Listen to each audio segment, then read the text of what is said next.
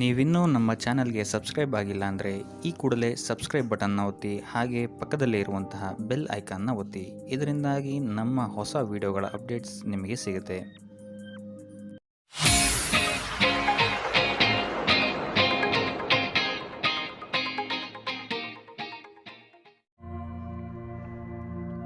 ಮೊದಲನೇದಾಗಿ ಶಿಕ್ಷಣದ ವಿಚಾರವನ್ನು ನೋಡುವಂಥದ್ದಾದರೆ, ವಿದ್ಯಾರ್ಥಿಗಳಿಗೆ ಈ ತಿಂಗಳು ಸಾಮಾನ್ಯ ಫಲ ಅಂತ ಹೇಳ್ಬೋದು. ನೀವು ಅಂದುಕೊಂಡಂತಹ ಫಲಿತಾಂಶವನ್ನು ನೀವು ಪಡೆಯಲು ಈ ತಿಂಗಳು ನೀವು ಸ್ವಲ್ಪ ಕಠಿಣ ಪರಿಶ್ರಮವನ್ನು ಹಾಕಬೇಕಾಗಬಹುದು. ಇದಲ್ಲದೆ ನಿಮ್ಮ ಕೋಪ ಮತ್ತು ಅಸಹನೆಯನ್ನು ನೀವು ನಿಯಂತ್ರಿಸುವಂಥದ್ದು ಉತ್ತಮವಾಗಿರುತ್ತೆ. ಇಲ್ಲ ಅಂತ ಹೇಳಿದ್ರೆ ಪ್ರಾಬ್ಲಮ್ಸ್ಗಳನ್ನ ನೀವೇ ಹುಟ್ಟಾಕೊಳ್ತೀರ ಅಂತಲೇ ಹೇಳ್ಬೋದು. ಇನ್ನು ಶಾಲಾ ಕಾಲೇಜುಗಳ ಅತಂತ್ರ ಪರಿಸ್ಥಿತಿಯಲ್ಲೂ ವಿದ್ಯಾರ್ಥಿಗಳು ಶೈಕ್ಷಣಿಕವಾಗಿ ಮುಂದುವರಿಯಲು ಪ್ರಯತ್ನ ಪಡಬೇಕು. ಆಸಕ್ತಿಯ ವಿಷಯಗಳ ಬಗ್ಗೆ ನೀವು ಹೆಚ್ಚಿನ ಗಮನವನ್ನು ಹರಿಸುವಂಥದ್ದು ನಿಮಗಿಲ್ಲಿ ನಿಮ್ಮ ವಿಷಯಗಳಲ್ಲಿ ಪ್ರಾಬಲ್ಯವನ್ನು ಸಾಧಿಸಲು ಸಹಾಯ ಆಗುತ್ತೆ ಈ ತಿಂಗಳು ಅಂತಲೇ ಹೇಳ್ಬೋದು. ಇನ್ನು ಉನ್ನತ ಶಿಕ್ಷಣದಲ್ಲಿರುವಂಥವರಿಗೆ ಸ್ವಲ್ಪ ಕಠಿಣ ಸಮಯ ಆಗಿರುತ್ತೆ ಅಂತಲೇ ಹೇಳ್ಬೋದು ಇದು. ಆದ್ದರಿಂದ ನಿರಂತರ ಅಭ್ಯಾಸದಿಂದ ಇಲ್ಲಿ ನೀವು ನಿಮ್ಮ ತೊಂದರೆಗಳಿಂದ ದೂರ ಆಗ್ಬೋದು ಅಂತಲೇ ಹೇಳ್ಬೋದು. ಸೊ ಒಟ್ಟಾರೆಯಾಗಿ ವಿದ್ಯಾರ್ಥಿಗಳಿಗೆ ಈ ತಿಂಗಳು ಸಾಮಾನ್ಯ ಫಲವಿರುತ್ತೆ ಅಂತಲೇ ಹೇಳ್ಬೋದು. ಇನ್ನು ಕುಟುಂಬ ವಿಚಾರಕ್ಕೆ ಬರುವಂಥದ್ದಾದರೆ, ಕುಟುಂಬ ವಿಚಾರದಲ್ಲಿ ಈ ತಿಂಗಳು ನಿಮಗೆ ಅತ್ಯುತ್ತಮವಾದಂತಹ ಫಲಗಳಿದೆ ಅಂತಲೇ ಹೇಳ್ಬೋದು.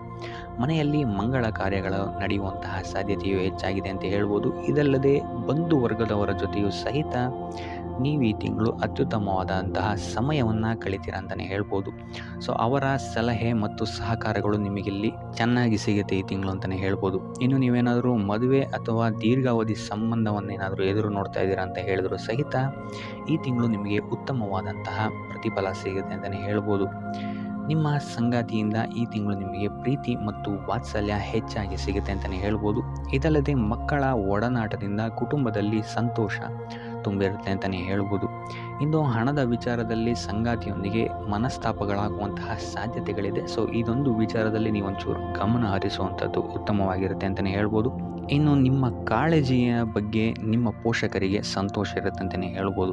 ಸೊ ಒಟ್ಟಾರೆಯಾಗಿ ಕುಟುಂಬ ವಿಚಾರದಲ್ಲಿ ನಿಮಗೆ ಈ ತಿಂಗಳು ಅತ್ಯುತ್ತಮವಾದಂತಹ ಫಲಗಳಿದೆ ಅಂತಲೇ ಹೇಳ್ಬೋದು. ಇನ್ನು ಆರೋಗ್ಯ ವಿಚಾರಕ್ಕೆ ಬರುವಂಥದ್ದಾದರೆ, ಆರೋಗ್ಯ ವಿಚಾರದಲ್ಲಿ ಸ್ವಲ್ಪ ಎಚ್ಚರಿಕೆಯನ್ನು ನೀವು ವಹಿಸಬೇಕಾಗತ್ತೆ. ಮಧುಮೇಹ ಅಥವಾ ರಕ್ತದೊತ್ತಡದಂತಹ ಸಮಸ್ಯೆಗಳು ನಿಮಗೆ ಈ ತಿಂಗಳು ಸ್ವಲ್ಪ ಬಾಧಿಸಬಹುದು. ಆದ್ದರಿಂದ ಎಣ್ಣೆ ತಿಂಡಿಗಳಿಂದ ದೂರ ಇಡುವಂಥದ್ದು ಉತ್ತಮವಾಗಿರುತ್ತೆ. ಇದಲ್ಲದೆ ಮದ್ಯಪಾನ ಮತ್ತು ಧೂಮಪಾನ ಮಾಡುವವರಿಗೆ ಈ ತಿಂಗಳು ಆರೋಗ್ಯದಲ್ಲಿ ಸಮಸ್ಯೆಗಳು ಸ್ವಲ್ಪ ಎದುರಾಗ್ಬೋದು ಅಂತಲೇ ಹೇಳ್ಬೋದು. ಸೊ ಆದ್ದರಿಂದ ಯಾವುದೇ ರೀತಿಯಾದಂತಹ ಸೋಮಾರಿತನ ಬೇಡ. ಯಾವುದೇ ರೀತಿಯಾದಂತಹ ಆರೋಗ್ಯ ಸಮಸ್ಯೆಗಳನ್ನು ಈ ತಿಂಗಳು ನಿರ್ಲಕ್ಷಿಸಕ್ಕೆ ಹೋಗಬೇಡಿ. ಇಲ್ಲ ಅಂತ ಹೇಳಿದ್ರೆ ಇದು ದೊಡ್ಡ ಸಮಸ್ಯೆಯಾಗಿ ಪರಿವರ್ತನೆ ಆಗಬಹುದು. ಸೊ ಆದ್ದರಿಂದ ಆರೋಗ್ಯ ವಿಚಾರದಲ್ಲಿ ಅತ್ಯಂತ ಹೆಚ್ಚು ಗಮನವನ್ನು ನೀವು ವಹಿಸುವಂಥದ್ದು ಉತ್ತಮವಾಗಿರುತ್ತೆ. ಆದಷ್ಟು ಯೋಗ ಮತ್ತು ಧ್ಯಾನವನ್ನು ಮಾಡುವಂಥದ್ದು ನಿಮಗಿಲ್ಲಿ ಸಹಕಾರಿಯಾಗಿರುತ್ತೆ ಅಂತಲೇ ಹೇಳ್ಬೋದು. ಇನ್ನು ವೃತ್ತಿ ಜೀವನದ ವಿಚಾರಕ್ಕೆ ಬರುವಂಥದ್ದಾದರೆ, ವೃತ್ತಿ ಜೀವನದ ವಿಚಾರದಲ್ಲಿ ಈ ತಿಂಗಳು ನಿಮಗೆ ಮಿಶ್ರ ಫಲ ಅಂತಲೇ ಹೇಳ್ಬೋದು. ಈ ತಿಂಗಳು ನಿಮಗೆ ಸ್ವಲ್ಪ ಒತ್ತಡ ನಿಮ್ಮ ಕೆಲಸದ ವಿಚಾರದಲ್ಲಿ ಹೆಚ್ಚಾಗ್ಬೋದು. ಇದಲ್ಲದೆ ಹೆಚ್ಚುವರಿ ಕೆಲಸಗಳು ಸಹಿತ ನಿಮಗಿಲ್ಲಿ ಹೆಚ್ಚಾಗುತ್ತೆ ಅಂತಲೇ ಹೇಳ್ಬೋದು. ಸೊ ಇದಲ್ಲದೆ ಸ್ಥಾನ ಬದಲಾವಣೆಯಾಗುವಂತಹ ಸಾಧ್ಯತೆಯು ಸಹಿತ ಇಲ್ಲಿ ಸ್ವಲ್ಪ ಹೆಚ್ಚಾಗಿದೆ ಅಂತಲೇ ಹೇಳ್ಬೋದು. ಇನ್ನು ನಿಮ್ಮ ಕಾರ್ಯಕ್ಷೇತ್ರದಲ್ಲಿ ನಿಮ್ಮ ಸಹವರ್ತಿಗಳಿಂದ ಆದಷ್ಟು ಎಚ್ಚರಿಕೆಯಿಂದಿರಿ. ಯಾಕಂತ ಹೇಳಿದ್ರೆ ಮುಂದಗಡೆ ಚೆನ್ನಾಗಿ ಹೇಳ್ತಾರೆ, ಬಟ್ ಹಿಂದಗಡೆ ಹೋಗಿ ಕಿತಾಪತಿ ಮಾಡುವಂಥ ಕೆಲಸಗಳು ಹೆಚ್ಚಾಗುತ್ತೆ ಅಂತಲೇ ಹೇಳ್ಬೋದು. ಸೊ ಆದ್ದರಿಂದ ಕಾರ್ಯಕ್ಷೇತ್ರದಲ್ಲಿ ಆದಷ್ಟು ವ್ಯರ್ಥ ವಾದ ವಿವಾದಗಳಿಂದ ದೂರ ಇರಿ. ನೀವಾಯಿತು, ನಿಮ್ಮ ಕೆಲಸ ಆಯಿತು ಅಂತ ಇರುವಂಥದ್ದು ಉತ್ತಮವಾಗಿರುತ್ತೆ. ಇದಲ್ಲದೆ ಈ ತಿಂಗಳು ನಿಮಗೆ ನಿಮ್ಮ ಮೇಲಾಧಿಕಾರಿಗಳಿಂದ ಯಾವುದೇ ರೀತಿಯಾದಂತಹ ಬೆಂಬಲಗಳು ಸಿಗಲ್ಲ ಅಂತಲೇ ಹೇಳ್ಬೋದು. ಸೊ ಆದಷ್ಟು ತಾಳ್ಮೆಯಿಂದ ನಿಮ್ಮ ಕೆಲಸವನ್ನು ಮಾಡುವಂಥದ್ದು ಉತ್ತಮವಾಗಿರುತ್ತೆ. ಇದಲ್ಲದೆ ನಿಮ್ಮ ಪ್ರಮುಖ ಕೆಲಸಗಳು ಈ ತಿಂಗಳು ಪೋಸ್ಟ್ಪೋನ್ ಆಗುವಂತಹ ಸಾಧ್ಯತೆಯು ಹೆಚ್ಚಾಗಿದೆ ಅಂತ ಹೇಳ್ಬೋದು. ಇಲ್ಲ ಅಂತ ಹೇಳಿದ್ರೆ ಅಡೆತಡೆಗಳು ತುಂಬ ಹೆಚ್ಚಾಗುವಂತಹ ಸಾಧ್ಯತೆ ಇದೆ ಅಂತಲೇ ಹೇಳ್ಬೋದು.